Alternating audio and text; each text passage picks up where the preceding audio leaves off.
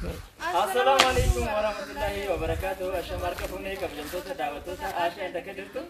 Ashama kabajamtoota daawwattoota kennaa egaa akkuma argaa jirtan kana har'allee deebinee dhufnee jirra jechuudha. Akkuma argitan har'a meeshaa kontiroolii fi algaa qabannee jirra. Har'ammootu waan adda isa godhu keessa namoonni dhiirallee yeroo tokko talabatu jamaranii jiru. Aliin immoo meeshaa kana yoo duraa inni biyyaalaa ture amma mootu haala mimmijeeffatee inni ergaa jedhee jira.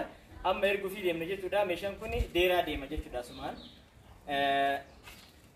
Hayyee daawwattoota keenyaa akkuma gadiitti obboleessi keenya Aliyyi tajaajilatee namni dhiiraa ganama sadii ga'ee jira jechuudha. Waggaa lama keessa kanaafuu dhiironni meeshaa bitachuu bichaa baratu jechaa dhaamsa kiyyaa dubartii bichaa fi miti meeshaan kan barbaachisu jedha.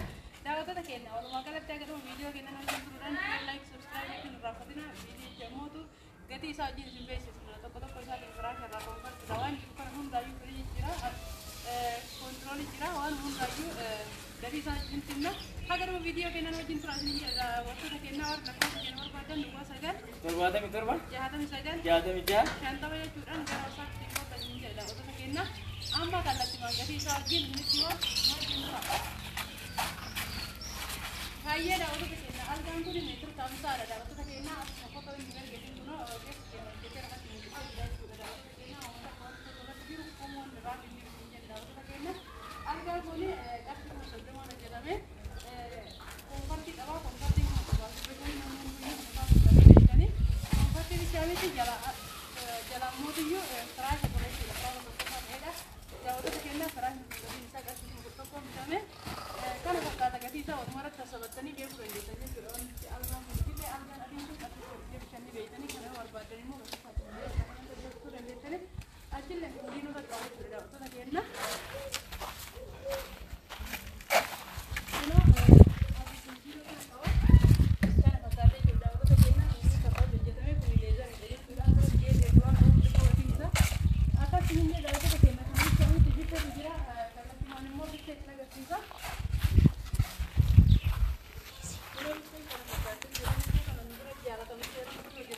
Baiklah di sana.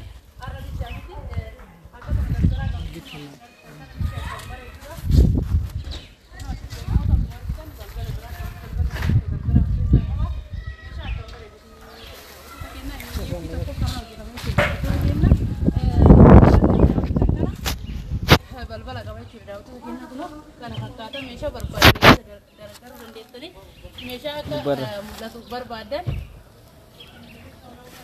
meeshaa akka mul'atu barbaadan gubbaatti daradarsanii kaan immoo jalatti meeshaa barbaadan meeshaa akka hin mul'anne barbaadan kunoo ta'ee kaan keessatti illee daradaruu kun masaabatu jira kana fakkaata meeshaa akka waan eeggatee kunoo asitti masaabatu jira daawwattoota keenya masaaba kana jalalleen kun balbalatu jira biffeen tun arrabichaa miti jaalatee namni hunduu dalagataa jira jechuudha daawwattoota keenya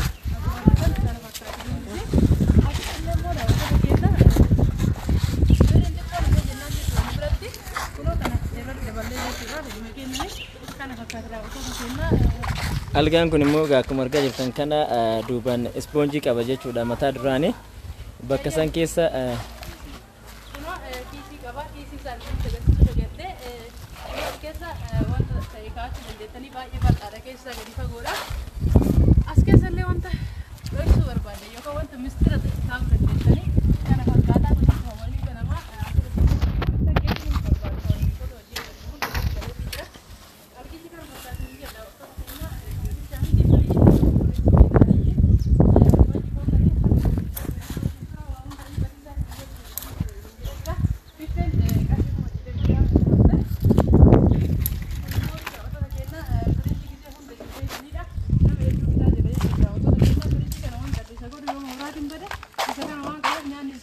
daddafiin tabalashuu jechuudha daawwattoota keenya horii kun gisee ammaa kana gatiin isaa qannasee jira qarshii kuma 29 gadi bu'ee jira jechuudha daawwattoota keenya kuma 30 bitaa ture isin dura amma asillee kun akkuma argitan kan duraan isin bitaa turedha madardara asirrallee mootii akka argitan kana madardara kan hunda qaba baay'ee meeshaa kwaaliti eeggateedha asirraa qulfii qaba jechuudha daawwattoota keenya qulfiin isaa akkuma jirti kun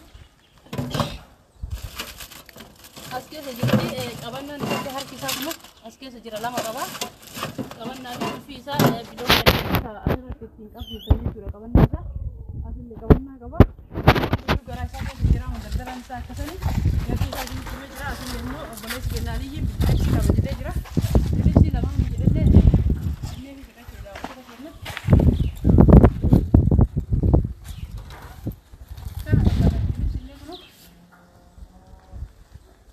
bilisi guddaadha.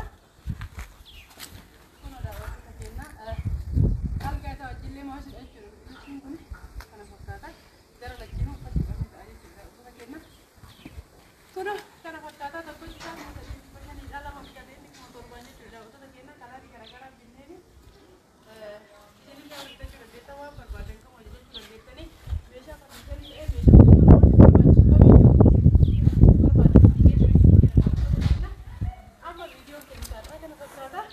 Aga viidiyoo biraatti walitti deemutti nagaan nuturaa sheer laayik sabskiraayib gochuun irraan fatanii makiinaan nu eegatee wajjin waan ta'eef viidiyoo baay'ee isin dheeressinu amma dhaqmaan gara xumuraa deemnee irraa assalaamu alaikum warahmatullaahi wabarakaatu.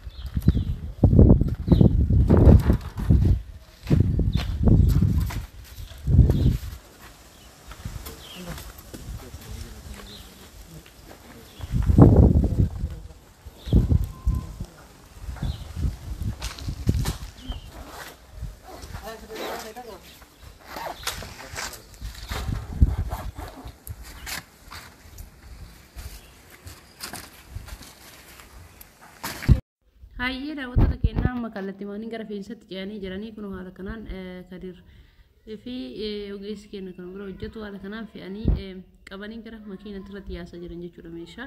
Eessumallee yoo ta'e meeshaa tokko nu biratti ajajattan nutuyyuu itti gaafatamummaa fudhannee jechuudha. Mana keenyarraa gama keenyarra bahuu haga fe'amuu haga mootuyyuu achirratti akkamitti akka hidhame nutuyyuu of eeggannoodhaan haaluma isin argitan kana fe'anii bakka isin barbaadan geessina jechuudha. Daawwattoota keenya meeshaan hunduu kun akkuma argitan kanatti asirratti ol yaa'ee jira jechuudha. Asirratti yaasanii dhiisuu bicha osoo hin taane hidhutu barbaachisa. Ni hidhama asirratti kun akkuma argitan kana akka bifa hin rigamneef gadi kaartoonii jala oolchee bakka saniin hidhaa jiran jechuudha. Daawwattoota keenya haala kanaan hidhamee ka hidhamu hidhamee kammoo akkasitti irratti guuramee of eeggannoodhaan